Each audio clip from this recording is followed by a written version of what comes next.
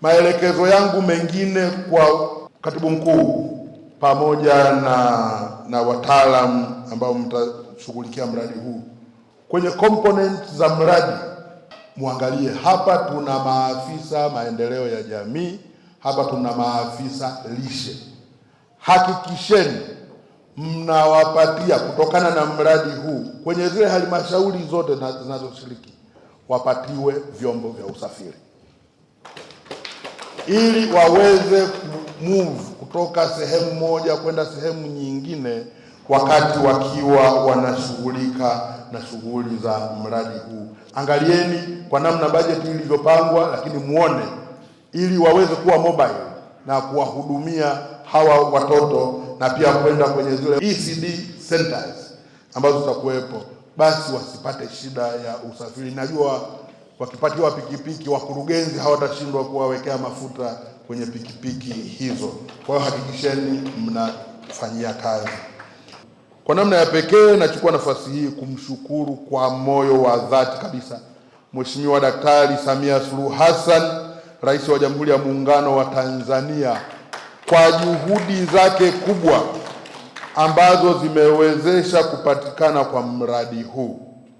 Mradi huu jumuishi wa lishe ni matunda binafsi ya Mheshimiwa Rais, ambapo mwaka 2022 alipokuwa katika jiji la Washington nchini Marekani akihudhuria mkutano wa Baraza Kuu la Umoja wa Mataifa, alikutana na kukubaliana na Mama Jamii Kopa ambaye ni rais na mwenyekiti wa taasisi hii ya Big Win Philanthropy kuanzisha ushirikiano utakaoweza kukabiliana na matatizo ya lishe nchini Tanzania.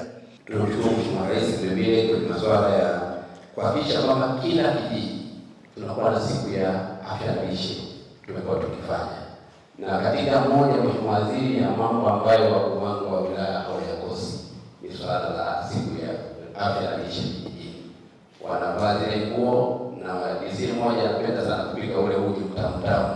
Kwa hiyo kila siku anaona uji kwa sababu unatosha kazi.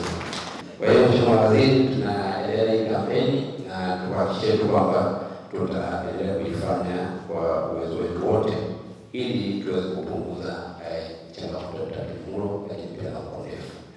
Mheshimiwa mgeni rasmi, ofisi ya Waziri Mkuu TAMISEMI tuna imani kubwa kwa ushirikiano thabiti wa waheshimiwa wakuu wa mikoa hii mitatu pamoja na wakuu wa wilaya zote katika hii mikoa mitatu itatusaidia sana katika kufikia malengo ya mradi huu wa lishe utakaozindua leo kwamba yatatimia kama yalivyokusudiwa.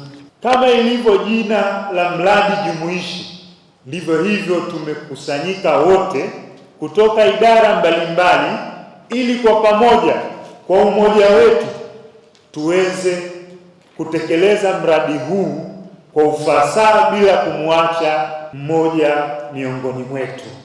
Tunamshukuru sana Mheshimiwa Rais wetu Dr. Samia Suluhu Hassan ambaye kiukweli kwenye swala hili la lishe ndo amekuwa kinara. Ametuletea mkataba wa lishe tangu akiwa makamu wa rais na hadi sasa.